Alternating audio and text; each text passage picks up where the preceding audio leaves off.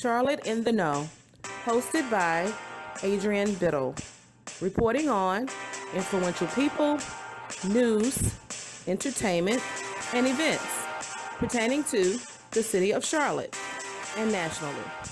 Okay, Charlotte, it's time to be in the know.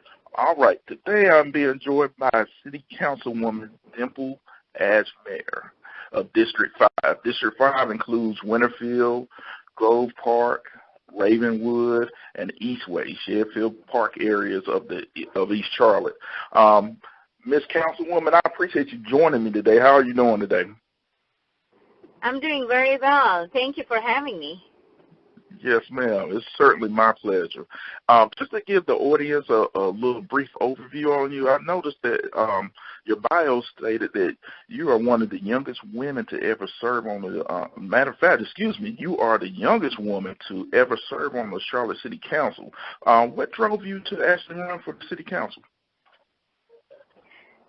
So that was not something planned at all. It was a calling, and I'm here to serve. Yes, my father passed away about 4.5 years ago, and that tragedy shook me to the core and made me question everything that I did. And I started questioning, what is it that I want to do? What is the legacy that I want to leave behind? What is it that I'm doing for others? And all those questions led me to look at some of the local issues that I could help address, and that includes housing, to economic opportunities, to safety and trust in our community.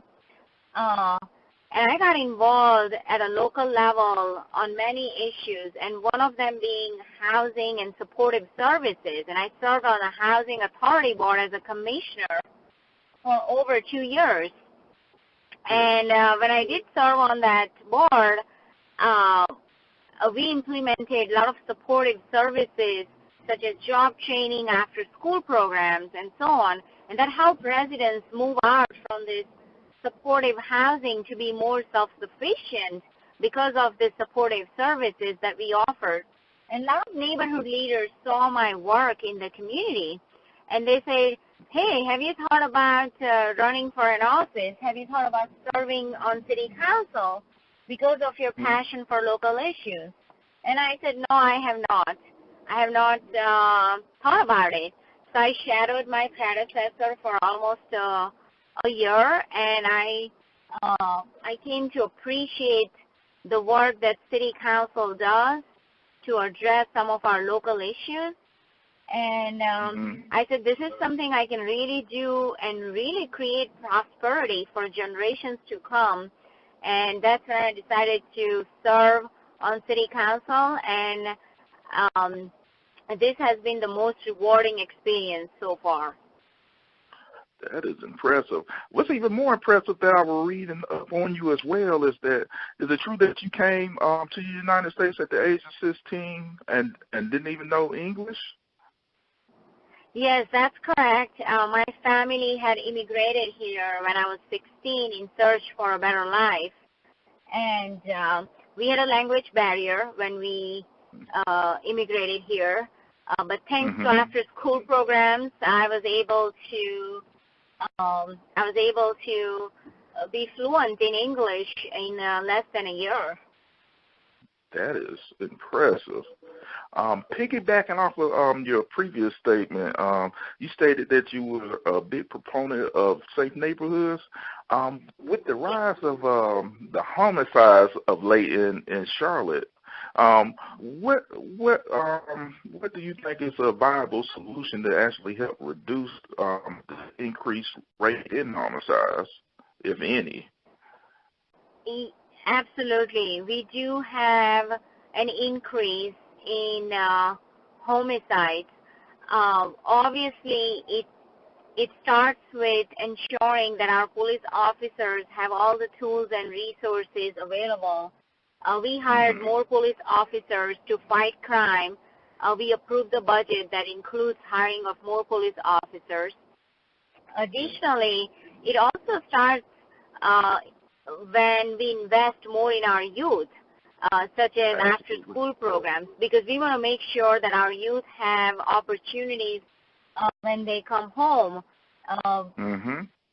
especially during summer. So we actually invest every year almost $1 million in after-school programs, and that's also a way to fight crime and ensure that our youth have opportunities. Also, we invest a lot around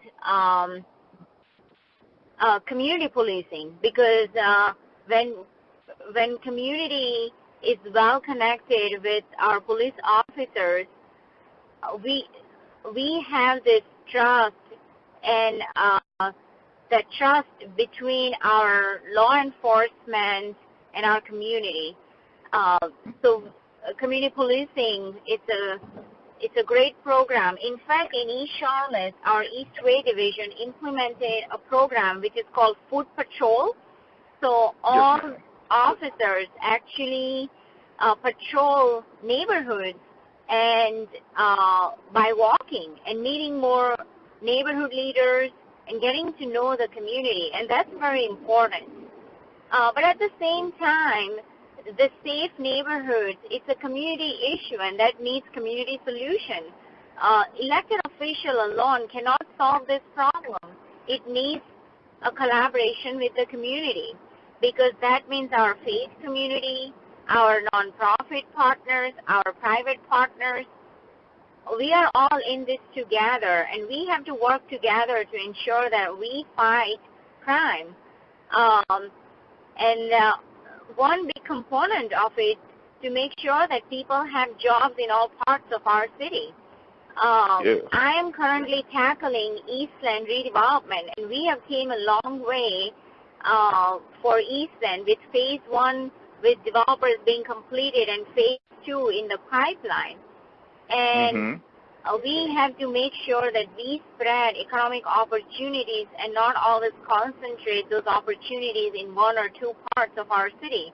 Because when we create wealth in every corner of our city, we are creating opportunities for generations to come. And that's also a way to fight crime.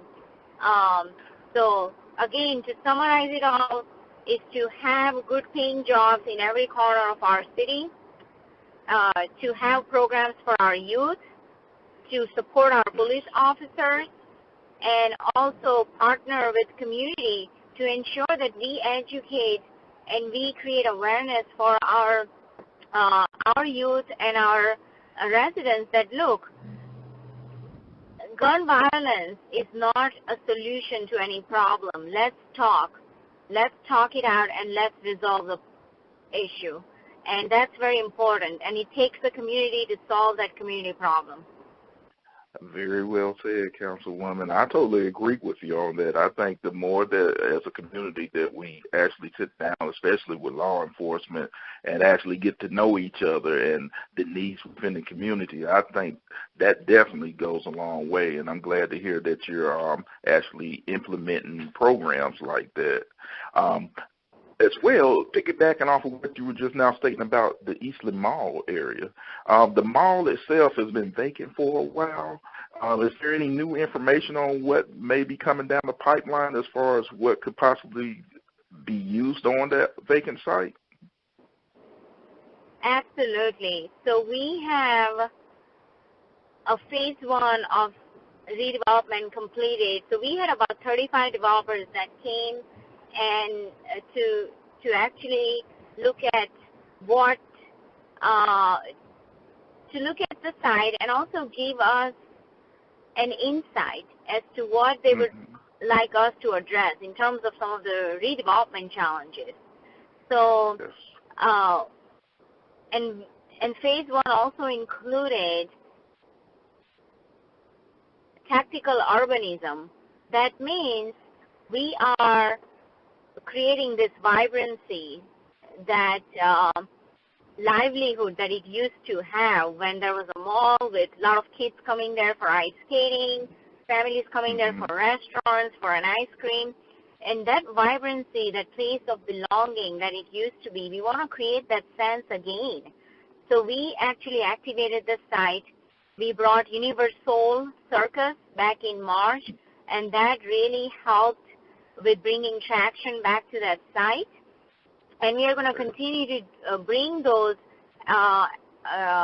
activities there so that we can bring that vibrancy back. So that was part of phase 1. The phase 2 includes partnership with the private sector. And once we have the partnership with the private sector, we are going to move forward with the development.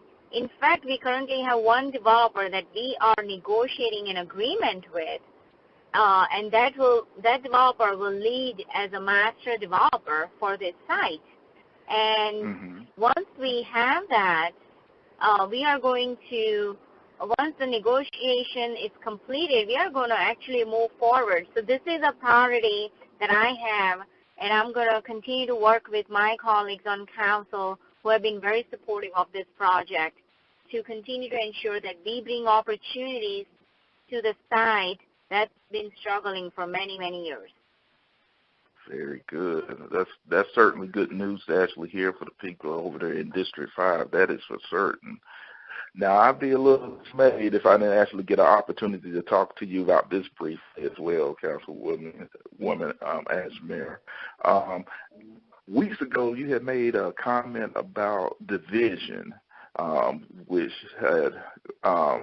you had received a lot of, I guess, comments on, negative comments. First of all, me personally, I like to commend you on taking a stand of the division that you're actually seeing throughout the United States right now. To the listeners that will be actually listening to this, what were you actually trying to convey during that particular comment to the city council at that time? Okay, so my message was that Trump is a very divisive figurehead, and we cannot have those values in our city when we are trying to heal as a community from the events of last September. So my statement was that we have to make sure that values of bigotry, hatred, oppression, and divisiveness have no place in Charlotte whatsoever, period. Yes, ma'am. I totally agree with you on that. And I noticed I had an opportunity to watch one of your chamber meetings not too long ago. I noticed that you were also trying to pass. I think it was a suggestion or either something that you were trying to pass to actually acknowledge what took place in Charlottesville and trying to implement something that we could actually have here in Charlotte to help prevent that. Is that correct? Yes. So on Monday at a council meeting, I had proposed a resolution, and let me be very clear, the timeline. Yes, ma'am. So last week on Wednesday night, I had sent a draft of that resolution to all of my colleagues on council, including mayor, and on Thursday, I called every single one of them to see if they had any changes that they would like me to make. I did not get any response in terms of the changes that they wanted to suggest. So I went ahead and proposed a resolution on Monday's council meeting because I don't want our silence to be seen or perceived as we are accepting those values. Again, those values of bigotry, hatred, and oppression, period. Yes. So I proposed that resolution condemning those values, and this is the first time as a council we had met since the incident of Charlottesville in August. And because I wanted to make sure we as a body address, put a message very clearly that those hatred, bigotry, and oppression will not be accepted in our city.